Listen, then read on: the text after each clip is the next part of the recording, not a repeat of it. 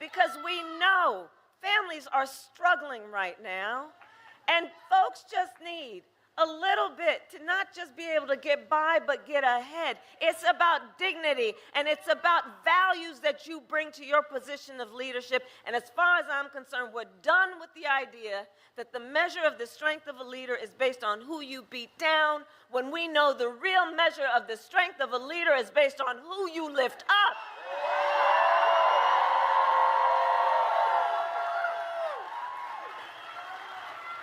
We will cut taxes for small businesses. Do I see any small business owners in the house?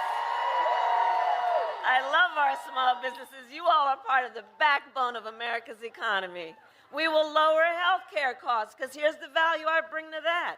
I believe health care should be a right and not just a privilege of those who can afford it. On the other hand, Donald Trump's answer to the financial pressures you face is the same as it was last time. Another $1 trillion in tax cuts for billionaires and big corporations. And this time, he will pay for it with a 20% national sales tax on everything you buy that is imported. Think about that. Clothes, food, toys, cell phones. A Trump sales tax, the economists say, would cost the average family an extra $4,000 a year. And on top of that, Donald Trump still is trying to get rid of the Affordable Care Act, also known as Obamacare. And he has a powerful friend in Congress, the Speaker of the House, who recently said there will be, quote, no Obamacare if Trump wins, which would have the effect, if they were to win, to put millions of Americans off of their health insurance, to throw millions of Americans off of their health insurance, to take us back to that time when insurance companies had the power to deny people with pre-existing conditions. Do you remember what that was? Well, we are not going back. We're not going back. We're not going back. We're not going back. We're not going back. We're not going back. And we are not going back because ours is a fight for the future.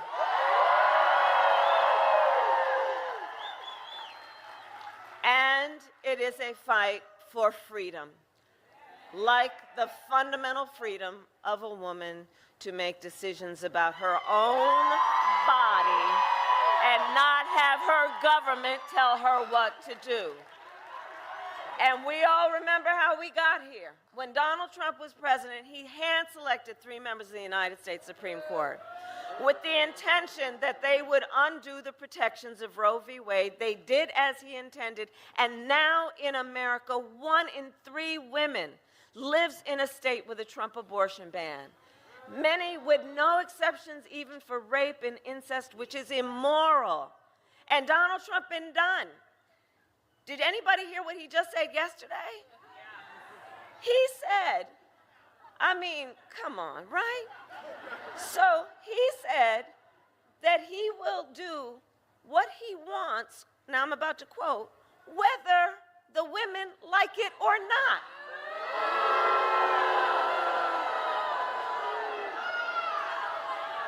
This is the same person who said that women should be punished for their choices.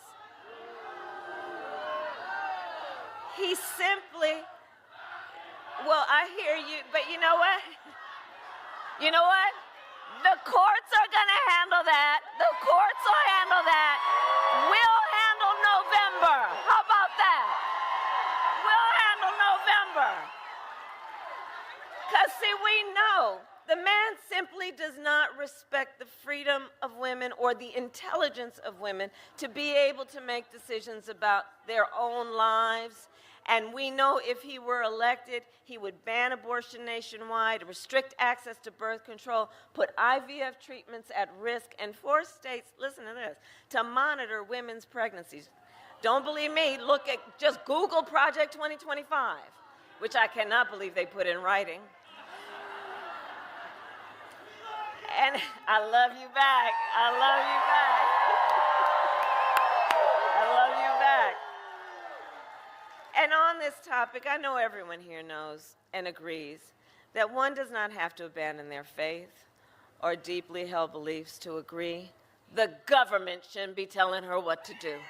Not the government and not Donald Trump.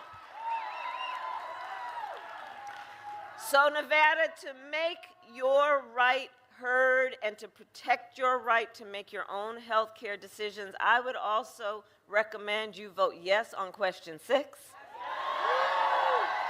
And make sure you vote up and down the ballot to truly protect your rights. And when Congress passes a bill to restore reproductive freedom nationwide, as President of the United States, I will proudly sign it into law. I will proudly sign it into law.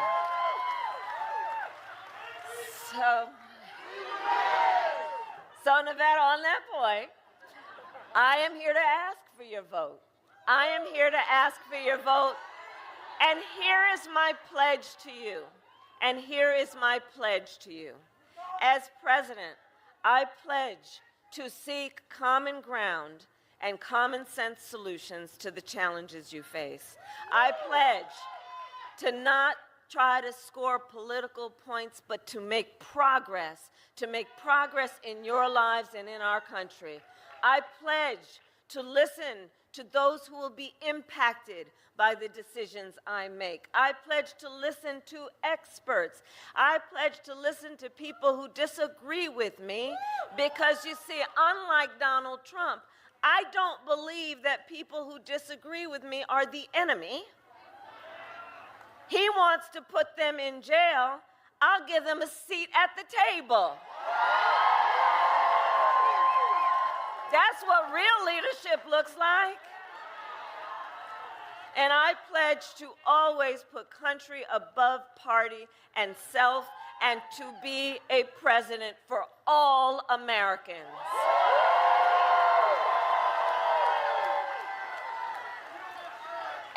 And now, with 5 days left in this campaign, my opponent is also making a closing argument to America. I don't know if you may have seen, I talked in Washington, D.C. the other day. You know, he likes to compare crowd sizes. I had 100,000 people there.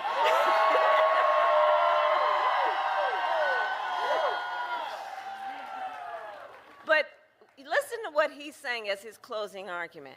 It's all about hate and division. Jennifer talked about it. It's all about hate and division. And it's not just what he says, it's what he will do. Because if elected, you can be sure he will bring back family separation policies, only on a much greater scale than the last time. We can imagine what he will do with unchecked power, because recall that recently the United States Supreme Court, now this is what's different from 2016 and 2020, the court said essentially that he will be immune no matter what he does in the White House.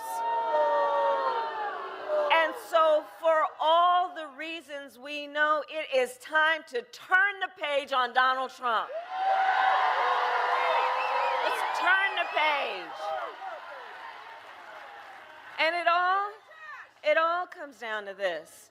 You all have taken time out of your busy lives to be here tonight, and I thank you for that, and I thank you for that. And I know that one of the biggest reasons we are all here together tonight is because we love our country. We love our country, and we know when you love something, you fight for it. When you love something, you fight for it. And I do, and I love you, and yes. And here's the thing.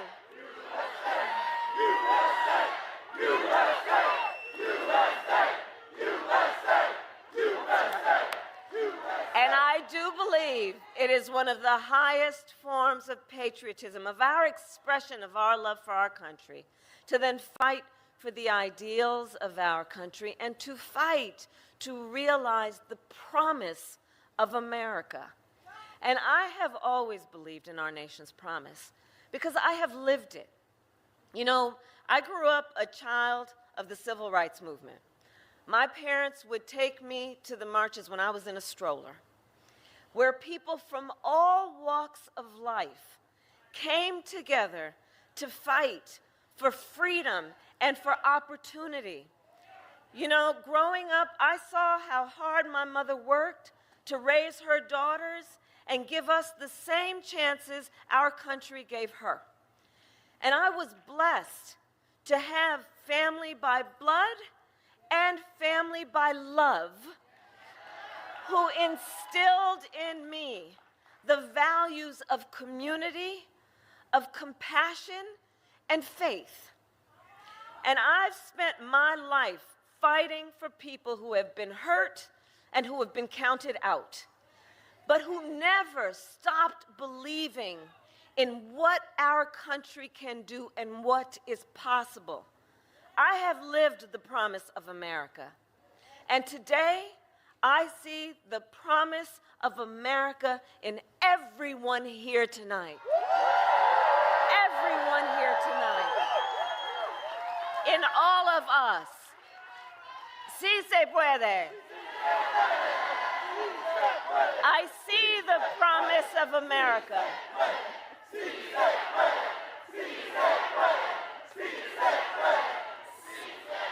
And I see the promise of America in the fathers and mothers who work hard every day for your children's future.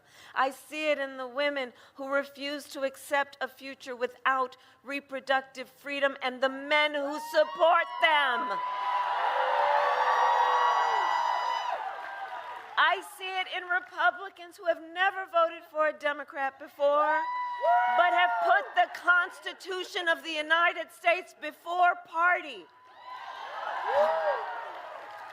And I see the promise of America in all the young leaders who are here and are voting for the first time.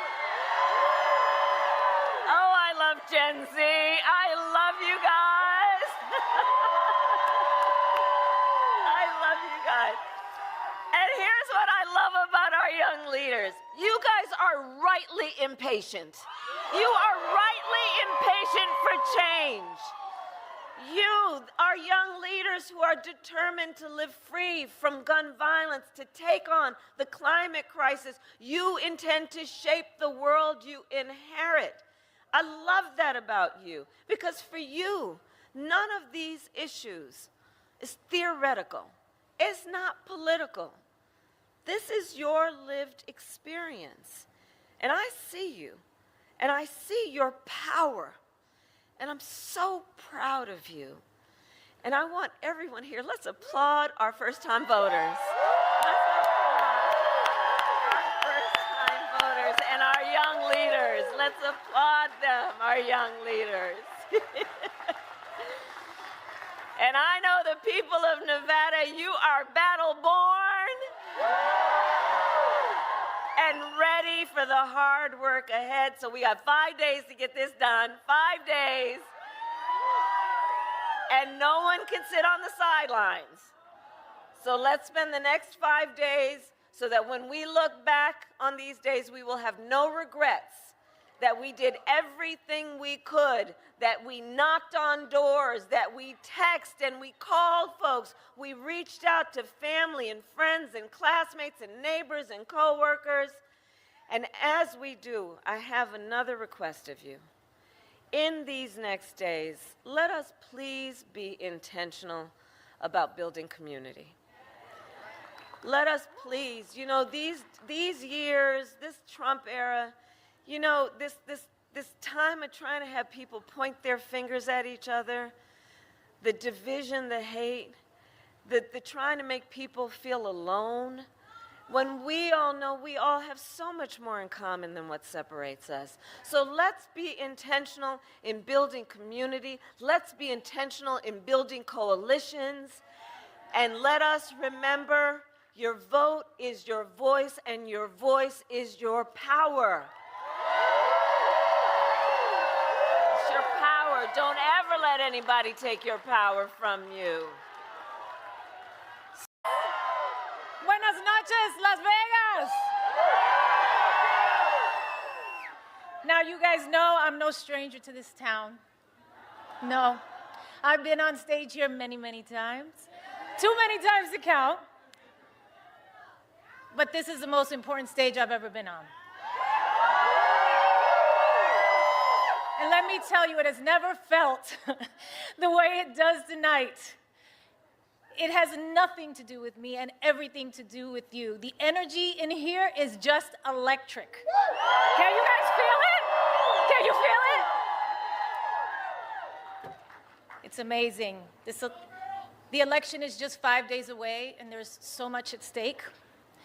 The choices facing America now are monumental.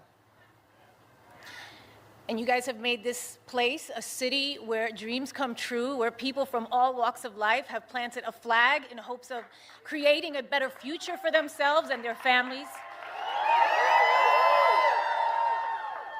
And you are the ones who are going to send the message that Nevada is Harris country.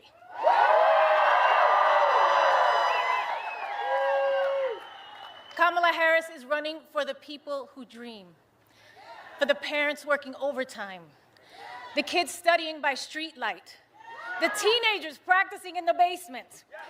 She's the only candidate that wants to raise the minimum wage and make college more affordable,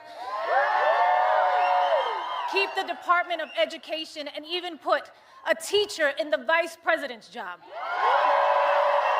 That's right. On the other hand, her opponent wants to kill the Affordable Care Act and eliminate the Department of Education. Right now, we are on the brink of an election that demands a choice between backwards and forwards, a choice between the past and the future, a choice between divided and united. And if you are anything like me and you value the idea that in this country, any child from any background can not only work their ass off to bring their dreams to life and be able to do so with dignity and respect for their neighbors, then it isn't much of a choice at all. Whether you're from Castle Hill in the Bronx, yes, baby, or Sunrise Manor in East Las Vegas. We all want a world where our kids feel safe and free and valued by their president, because whoever leads this country matters. That's how we make the greatest America. Because I remember growing up thinking my president cared about me, cared about my parents, cared about my neighbors and my community. Not just some Americans, but all Americans. I believe that our kids and this wonderfully progressive, innovative, and inclusive young generation deserve that too. And it is in our hands. It's our responsibility to provide that for them.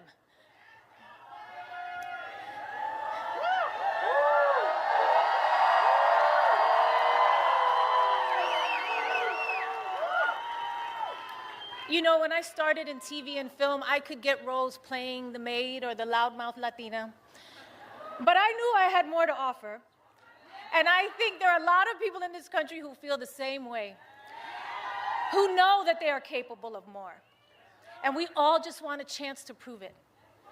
And elections are about choosing leaders who support that, not one who stands in the way.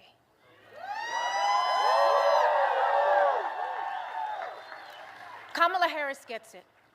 Raised by a hardworking mother in Oakland, California, working long hours, strict budget, made rent every month until they could buy a home, surrounded by a community of firefighters and teachers, nurses, construction workers, small business owners.